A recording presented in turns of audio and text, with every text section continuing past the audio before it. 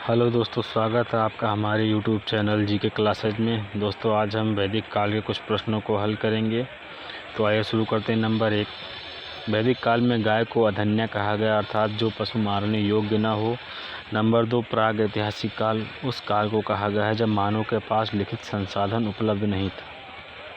Number 3, जिस काल का लिखित साक्ष्य उपलब्ध था तथा मानव लगभग सब था, उसे ऐतिहासिक काल कहा गया है। नंबर 4, वर्ण व्यवस्था ऋग्वेद के पुरुष सूक्त में वर्णित है। नंबर 5, सिंधु सभ्यता की गणना आदि ऐतिहासिक काल में की जाती है।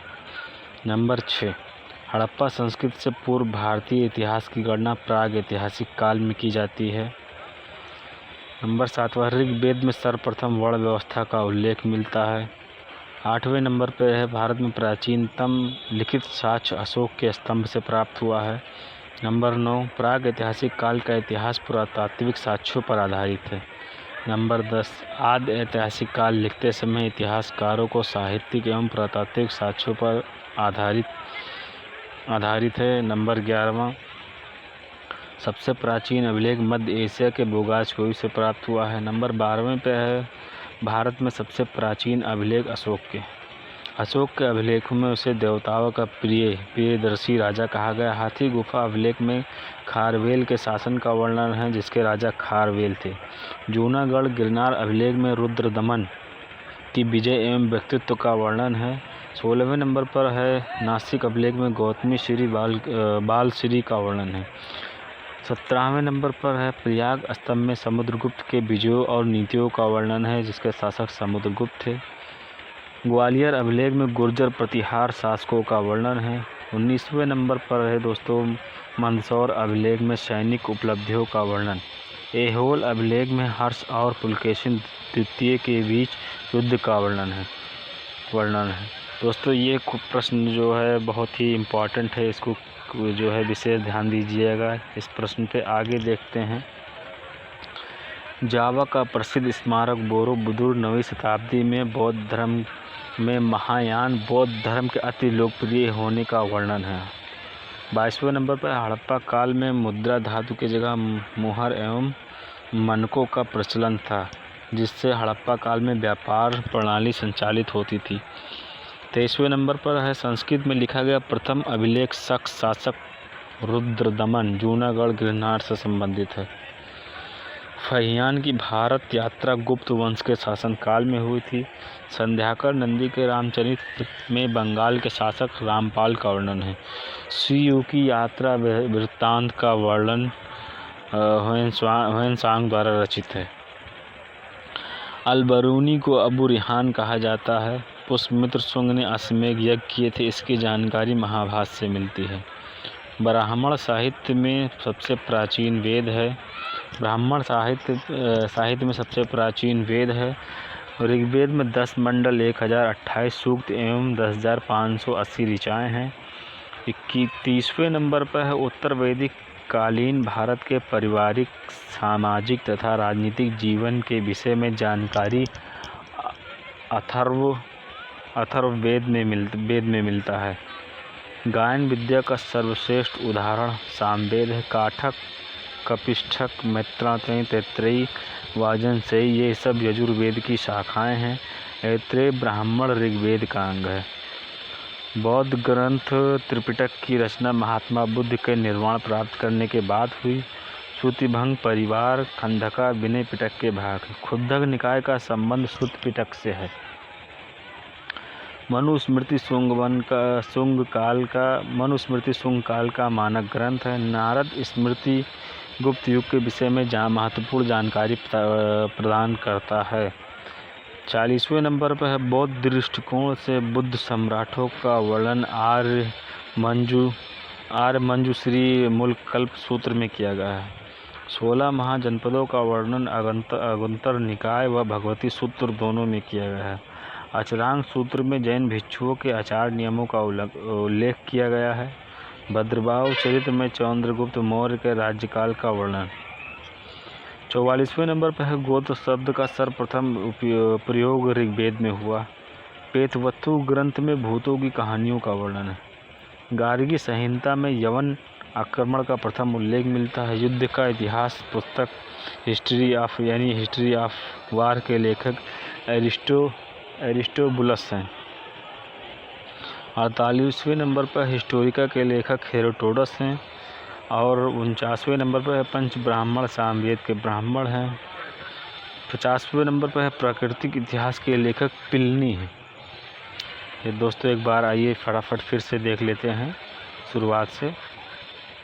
वैदिक काल में गाय को अधन्य कहा गया, अर्थात जो पशु न मारने के योग्य हो। नंबर 2, प्रागैतिहासिक काल उस काल को कहा गया जब मानव के पास लिखित संसाधन उपलब्ध नहीं था। नंबर 3, जिस काल का लिखित साक्ष्य उपलब्ध था तथा मानव लगभग सभ्य था उसे ऐतिहासिक काल कहा गया। चौथे नंबर पर है वर्ण व्यवस्था ऋग्वेद के पुरुष सूक्त में वर्णित है। 5वें नंबर पर है सैंधव सभ्यता की गणना आदि ऐतिहासिक काल में की जाती है। नंबर 6, हड़प्पा संस्कृति से पूर्व भारतीय इतिहास की गणना प्रागैतिहासिक काल में की जाती है। नंबर 7, ऋग्वेद में सर्वप्रथम वर्ण व्यवस्था का उल्लेख है। 8वें नंबर पर है भारत में प्राचीनतम लिखित साक्ष्य अशोक स्तंभ से प्राप्त हुआ। 9वां है प्रागैतिहासिक काल का साक्ष्य पुरातात्विक साक्ष्यों पर आधारित है। आइए दोस्तों 10वां क्वेश्चन देखते हैं। आदि ऐतिहासिक काल लिखते समय इतिहासकारों को साहित्यिक एवं पुरातात्विक साक्ष्यों पर आधारित होकर लिखना पड़ा। सबसे प्राचीन अभिलेख मध्य एशिया के बोगाचकोई से प्राप्त हुआ है। 12वें नंबर पे है भारत में सबसे प्राचीन अभिलेख अशोक के हैं। 13वें नंबर पर है अशोक के अभिलेख में उसे देवताओं का प्रियदर्शी राजा कहा गया है। 14 नंबर पर है हाथी गुफा अभिलेख में खारवेल के शासक का वर्णन है जिसके राजा खारवेल थे। 15वें नंबर पर है जूनागढ़ गिरनार अभिलेख रुद्रदमन की विजय एवं व्यक्तित्व का वर्णन करता है। 16वें नंबर पर है दोस्तों नासिक अभिलेख में गौतमी बालश्री का वर्णन है। 17वें नंबर पर है प्रयाग स्तंभ में समुद्रगुप्त के विजयों और नीतियों का वर्णन है जिसके शासक समुद्रगुप्त थे। 18वें नंबर पर है दोस्तों ग्वालियर अभिलेख में गुर्जर प्रतिहार शासकों का वर्णन है। 19वां देखते हैं मंदसौर अभिलेख में सैनिक उपलब्धियों का वर्णन है। 20वां दोस्तों देखते हैं ऐहोल अभिलेख में हर्ष और पुलकेशिन द्वितीय के बीच युद्ध का वर्णन है। 21वां देखते हैं जावा का प्रसिद्ध स्मारक बोरोबुदुर 9वीं शताब्दी महायान बौद्ध धर्म के अति लोकप्रिय होने का वर्णन करता है। 22वें नंबर पर है हड़प्पा काल में धातु मुद्रा की जगह मुहर एवं मनकों का प्रचलन था जिससे हड़प्पा काल में व्यापार प्रणाली संचालित होती थी। 23वें है दोस्तों संस्कृत में लिखा गया प्रथम अभिलेख शक शासक रुद्रदमन जूनागढ़ गिरनार अभिलेख से संबंधित है। 24वां है फहियान की भारत यात्रा गुप्त वंश के शासनकाल में हुई। 25वां है संध्याकर नंदी के रामचरित में बंगाल के शासक रामपाल का वर्णन है। 26वां है शिव की यात्रा वृत्तांत की पुस्तक के लेखक हुएनसांग हैं। अलबरूनी को अबू रिहान कहा जाता है। पुष्यमित्र शुंग ने अश्वमेध यज्ञ किए थे, इसकी जानकारी महाभारत से मिलता है। ब्राह्मण साहित्य में सबसे प्राचीन वेद है। ऋग्वेद में 10 मंडल 1028 सूक्त तथा 10,580 ऋचाएँ हैं। उत्तर वैदिक कालीन भारत के पारिवारिक सामाजिक तथा राजनीतिक जीवन के विषय में जानकारी अथर्ववेद से मिलता है। गायन विद्या का सर्वश्रेष्ठ उदाहरण सामवेद है। काठक कपिष्ठक मैत्राणी तैत्तिरीय वाजसनेयी ये सब यजुर्वेद की शाखाएं हैं। ऐतरेय ब्राह्मण ऋग्वेद का अंग है। बौद्ध ग्रंथ त्रिपिटक की रचना महात्मा बुद्ध के निर्वाण ज्ञान प्राप्त करने के बाद हुई। श्रुतिभंग परिवार तथा खंडका विनय पिटक के भाग हैं। खुद्दक निकाय का संबंध श्रुति पिटक से है। मनुस्मृति शुंग काल का मानक ग्रंथ है। नारद स्मृति युग के विषय में महत्वपूर्ण जानकारी प्राप्त करता है। 40वां दोस्तों देखते हैं बौद्ध दृष्टिकोण से गुप्त सम्राटों का वर्णन आर्य मंजूश्री मुल्क कल्प सूत्र में किया गया है। 41वें नंबर पर है 16 महाजनपदों का वर्णन अगुंतर निकाय व भगवती सूत्र दोनों में किया गया है।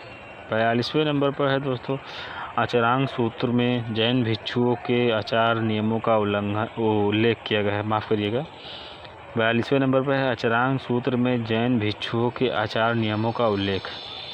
43वें नंबर पर है भद्रबाहु चरित में चंद्रगुप्त मौर्य के राज्य काल का वर्णन है। 44वें नंबर पर है गोत्र शब्द का सर्वप्रथम प्रयोग ऋग्वेद में हुआ। 45वां है पेथवत्व ग्रंथ में भूतों की कहानियों का वर्णन। 46वां है गार्गी संहिता में यवन आक्रमण का उल्लेख मिलता है।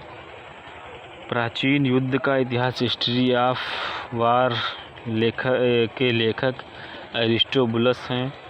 हिस्टोरिका के लेखक हेरोडोटस हैं। 49वें नंबर पर है पंच ब्राह्मण सामवेद के ब्राह्मण हैं। और 50वां है प्राकृतिक इतिहास के लेखक प्लिनी हैं। दोस्तों, अगर ये वीडियो अच्छा लगा हो तो लाइक और सब्सक्राइब कीजिए और कमेंट कीजिए। दोस्तों, ये जो है पहला पार्ट है, इसका दूसरा पार्ट मैं बहुत जल्द ही बनाऊंगा। और लाइक और सब्सक्राइब कीजिए। धन्यवाद दोस्तों।